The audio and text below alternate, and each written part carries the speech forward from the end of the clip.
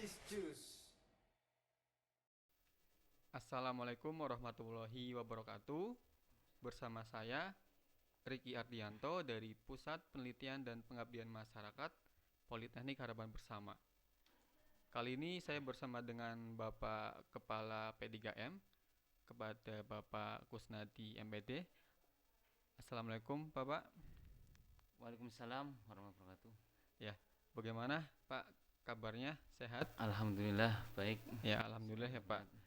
Jadi ini di sela-sela kesibukan Pak Kusnadi selaku Kepala P3M, kemudian beliau juga sebagai dosen dari Prodi Farmasi, dan juga beliau juga sibuk ya dengan berbagai kegiatan termasuk kegiatan penelitian dan pengabdian masyarakatnya.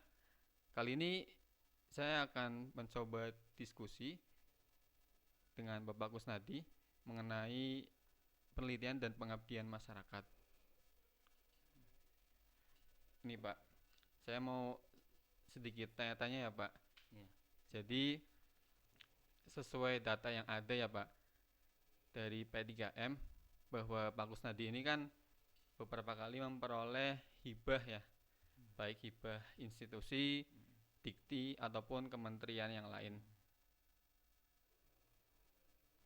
Ya betul, dari Mas Riki, beberapa pengalaman beberapa tahun dari 2017 dapat pendanaan skala kecil, yaitu penelitian dosen pemula ya, yang kisarannya maksimal 20 juta, dan di tahun kedua 2018 memperoleh hibah juga di skim pengabdian masyarakat ya, yang nominalnya sekitar 43 juta ya. Di tahun berikutnya, tahun 2019 dan 2020 juga hibah PKM ya, pengabdian masyarakat yang didanai Ristek Dikti juga berturut-turut alhamdulillah didanai. Di tahun kemarin terakhir 2020 dananya lebih besar, hampir 100 juta, tapi yang disetujui sekitar 83 juta. Wah, luar biasa ya Pak. Iya. Banyak banget ya perolehan hibah yang pernah Pak Kus dapat ya dari Kementerian Dikti ya Pak, hibah Dikti ya. Iya. Di tahun ini sebenarnya sedang berlangsung juga di hibah penelitian kerjasama perguruan tinggi dengan Undip. Oh iya. Iya. Berarti ini antar perguruan tinggi ya Pak, dari PHP dengan Undip itu ada kerjasama ya di bidang penelitiannya. Iya, memang kalau penelitian ini untuk meningkatkan kapasitas kualitas pengembangan penelitian. Jadi dalam bentuk output maupun outcome. Misalnya output ini kisarannya berkaitan dengan luaran-luaran, bisa jurnal, bisa paten, bisa proceeding maupun buku hasil penelitian. Diharapkan dalam kolaborasi ini bisa memperoleh pengembangan wawasan bagaimana bisa meningkatkan luaran-luaran yang lebih berkualitas, tidak sekedar luaran kita dipublikasikan di tingkat nasional tapi bisa ke internasional, seperti itu.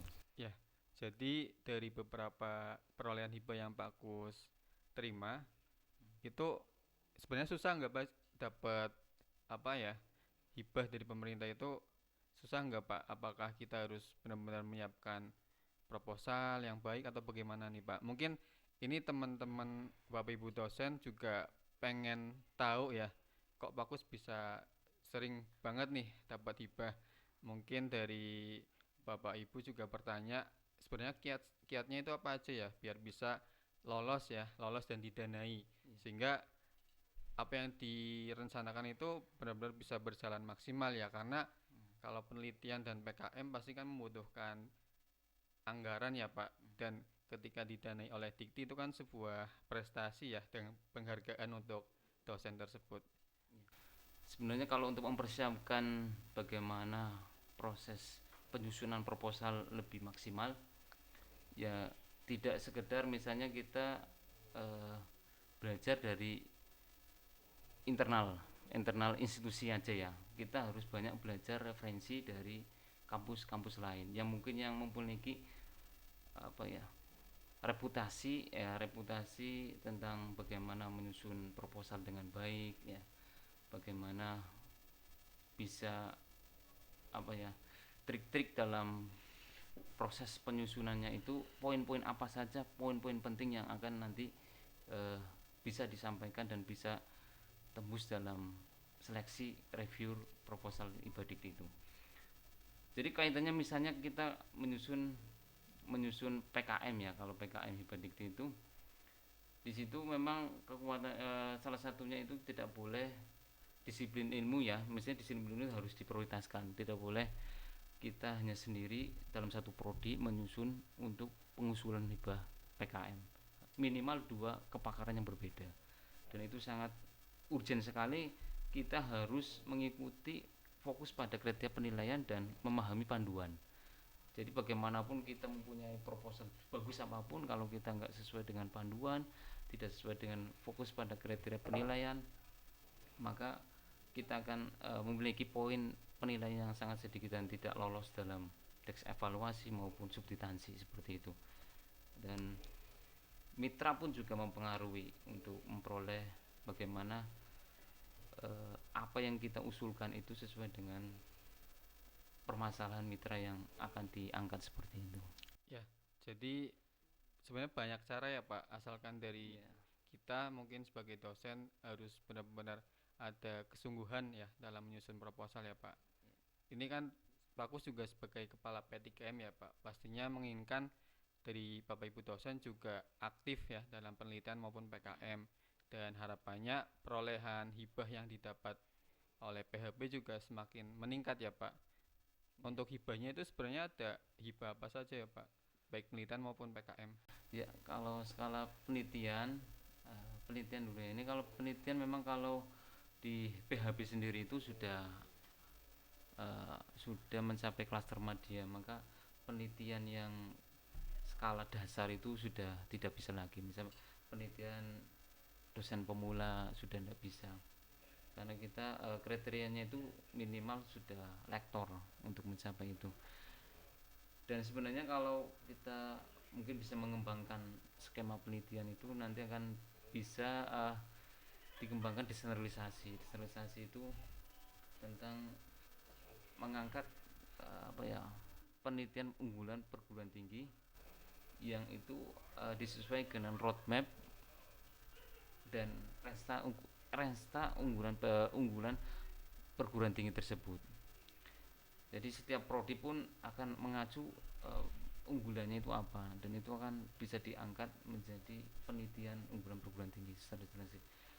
Karena secara penilaian, kalau kemarin rujukan dari beberapa review itu memang lebih disarankan desentralisasi, tapi tidak menutup kemungkinan kalau kompetitif ya, skema kompetitif itu bisa terapan atau dasar itu bisa diajukan untuk pengusulan hibahnya, tapi harus melihat beberapa apa ya, kita itu memiliki kualitas luaran untuk mendukung proposal tersebut, prototipe ya, atau roadmap penelitian kita itu sudah kuat untuk bisa bersaing nggak untuk secara nasional. Oh gitu ya Pak.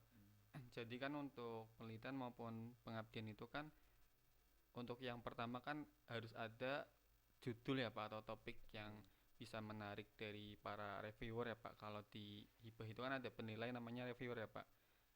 Nah, untuk memunculkan ide ya atau membuat judul yang memang kira-kira judul ini bisa didanai nih, bisa lolos untuk apa namanya, hibah dikti baik itu penelitian maupun PKM itu, kira-kira bagaimana Pak kiat kita sebagai dosen untuk memunculkan ide atau judul yang benar-benar menarik? Sebenarnya tema-tema penelitian itu banyak sekali kalau kita bisa menggali dengan potensi kearifan lokal.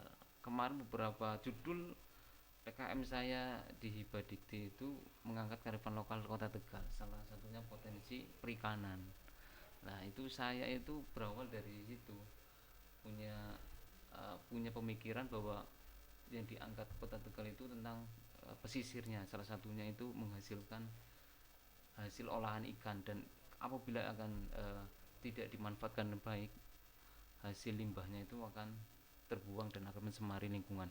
Sebenarnya kalau kearifan kita mengangkat kearifan lokal dan bisa berbasis keperusahaan, itu akan memiliki nilai positif, akan memiliki nilai tambah sebenarnya dalam untuk proses apa ya, kualitas proposal yang kita ajukan. Kalau misalnya kita menyusun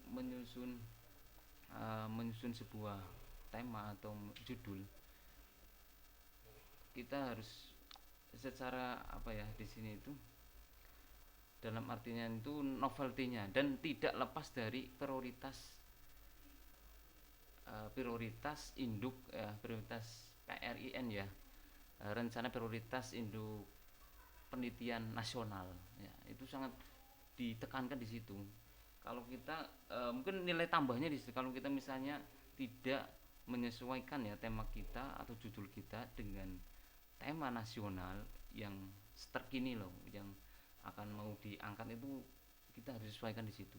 Misalnya kemarin itu salah satunya yang penelitian saya itu tentang stunting ya, membuat produk ya, walaupun produk itu mungkin tidak diuji secara langsung, tetapi standar produknya itu harus bisa disesuaikan dengan nilai gizinya, nilai nilai apa ya, pokoknya nilai nutrisinya seperti itu. Itu kan isu-isu nasional, bahkan isu-isu yang lain pun juga ada, untuk kesehatan, untuk ya teknologi inovasi, dan itu semuanya itu punya prioritas penelitian secara nasional. Itu sangat penting sekali untuk apa ya, diperhatikan sisi itu biar berhasil. Berarti ini ya Pak, terpentingnya itu adalah sesuai dengan tema yang ditentukan oleh penyelenggara ya Pak, atau dari kementerian pemberi hibah ya Pak. Kemudian selain itu juga harus melihat problem ya atau masalah yang ada di sekitar kita.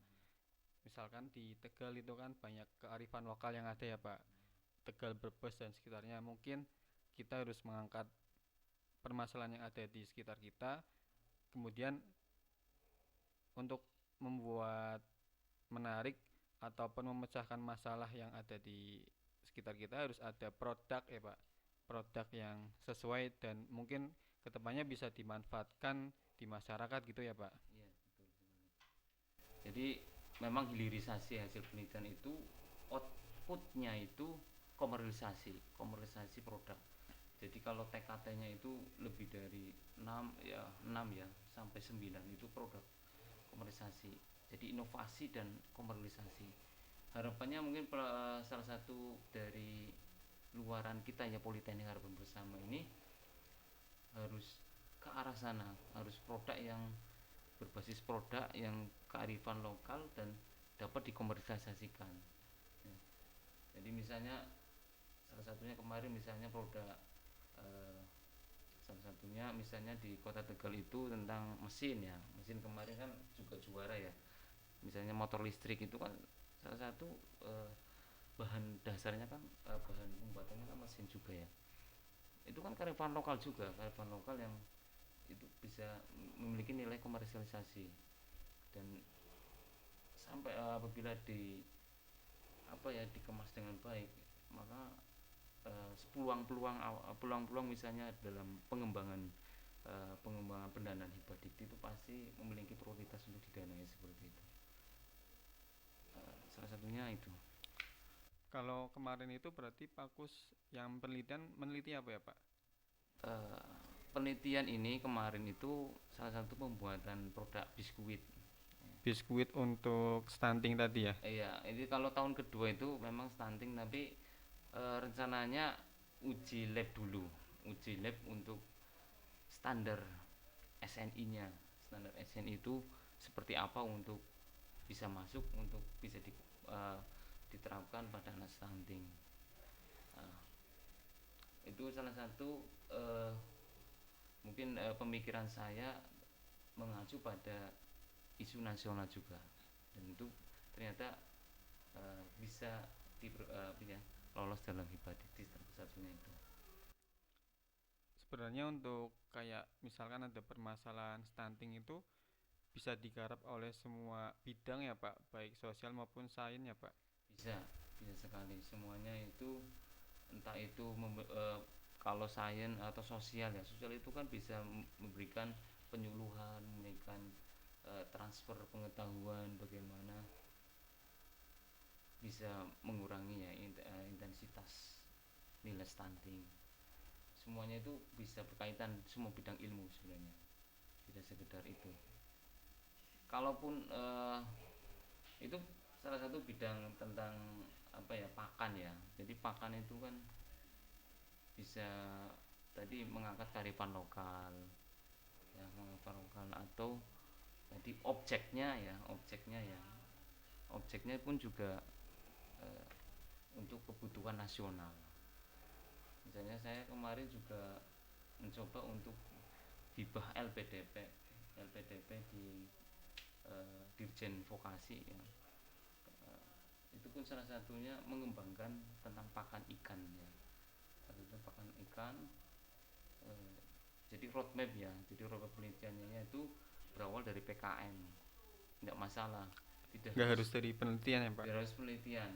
PKM walaupun mungkin institusi ya, tapi punya nilai tambah, nilai nilai nilai inovasi, nilai produktivitas, dan nilai sosial dan ekonomi itu sangat sangat krusial sekali untuk bisa dikembangkan lagi. Jadi mungkin pendanaan yang lebih besar untuk bisa diajukan ke Hibah Dikti ya, dan kementerian.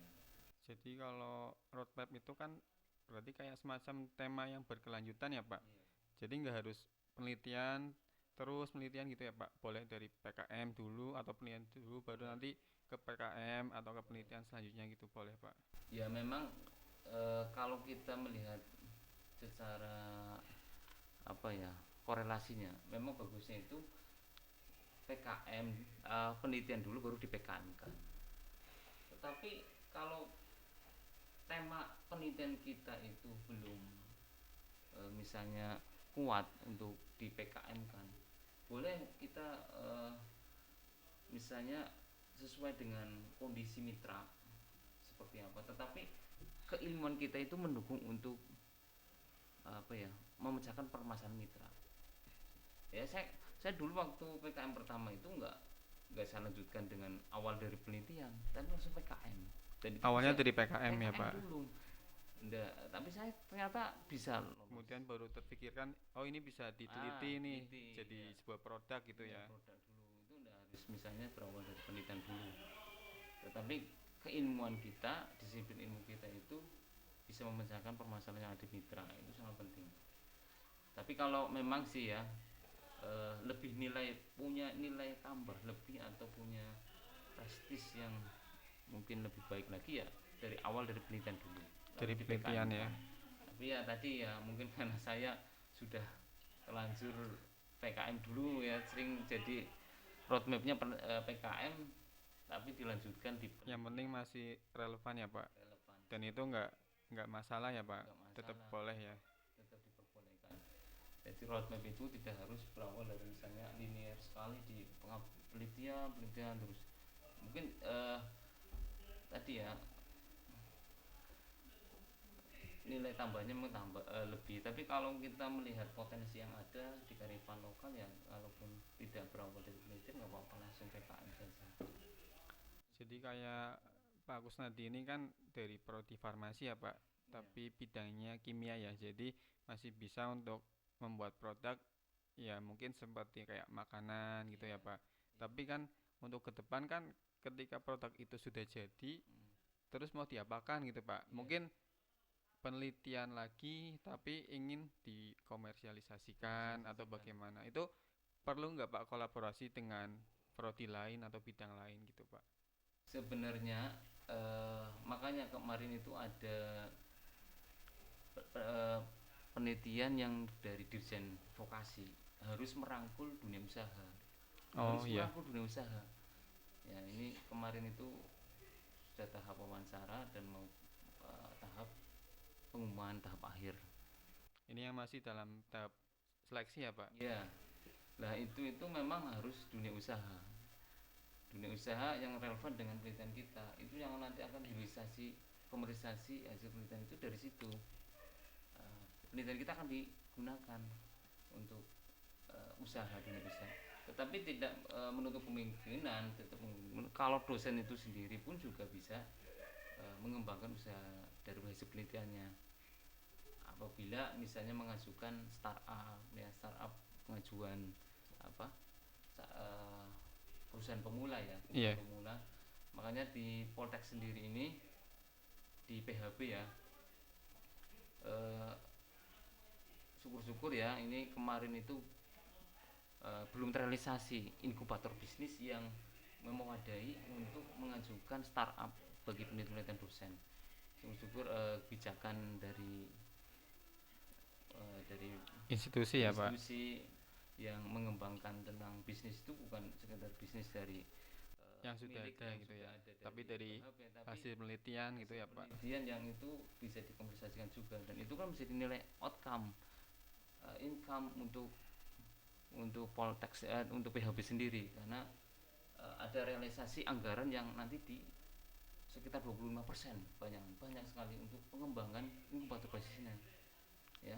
Jadi semakin bertingkat itu semakin berkembang ya Pak penelitian yang telah dilakukan gitu ya. Iya. Kalaupun kita nggak punya badan usaha, kita bisa kerjasama dengan mitra ya Pak badan usaha tersebut. Nah, Kadang itu ya untuk akhirnya kita bisa ketemu mitra yang tepat gitu Pak sesuai ya, dengan penelitian kita itu bagaimana Pak ya. caranya tuh?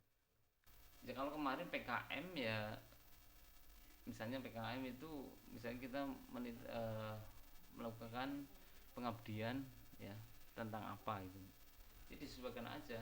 Memang kemarin masukannya itu mungkin kalau kedepannya itu PKM itu misalnya yang pengajuan hibah dikti lebih baik diprioritaskan, misalnya tidak kota, yang kabupaten, Oh gitu. ya mungkin yang memiliki, memang harus ditingkatkan secara perekonomiannya, secara sosialnya.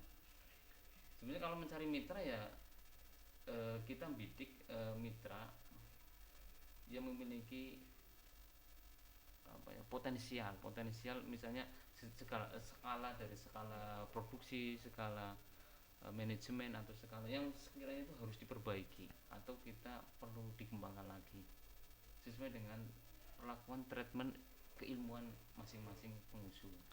Jadi harapannya dengan adanya kita sebagai peneliti, mitra itu bisa lebih berkembang ya Pak, kualitas ataupun produk yang dihasilkan gitu ya Pak. Bisa disimpulkan kita harus mempunyai mimpi ya Pak atau Iya, cita-cita, cita-citanya. kemudian kita juga tidak berhenti berikhtiar, Iya, iya, berproses dan berproses. berprogres ya Pak. Jelas. Progres artinya ada setiap peningkatannya itu terlihat jelas gitu ya Iya, Pak. jelas. Terus selain itu juga tidak hanya secara lahiriah ya Iya, ikhtiarnya, tapi juga batiniah ya Pak, iya, batinnya spiritual dan lain-lain juga harus mendukung. mendukung Jadi sebenarnya banyak faktor ya Pak banyak untuk faktor.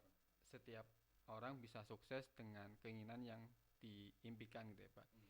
Baik, terima kasih Pak Kusnadi atas waktunya sudah mau berbagi sharing dengan kita semuanya, berbagi pengalaman, berbagi kisah, serta menceritakan bagaimana bisa memperoleh hibah ya Pak, untuk kita bisa ambil ilmu dan manfaatnya. Dan terima kasih juga untuk Bapak Ibu dosen yang sudah menyaksikan. Harapannya bisa menggugah semangat kita semua agar bisa lebih produktif. Dan saya selaku pembawa acara menyampaikan terima kasih atas kehadiran Pak Kus dan Bapak Ibu dosen yang sudah menyimak. Selaku pembawa acara saya menyampaikan permohonan maaf apabila ada banyak tutur kata yang kurang tepat. Saya akhiri, wassalamualaikum warahmatullahi wabarakatuh.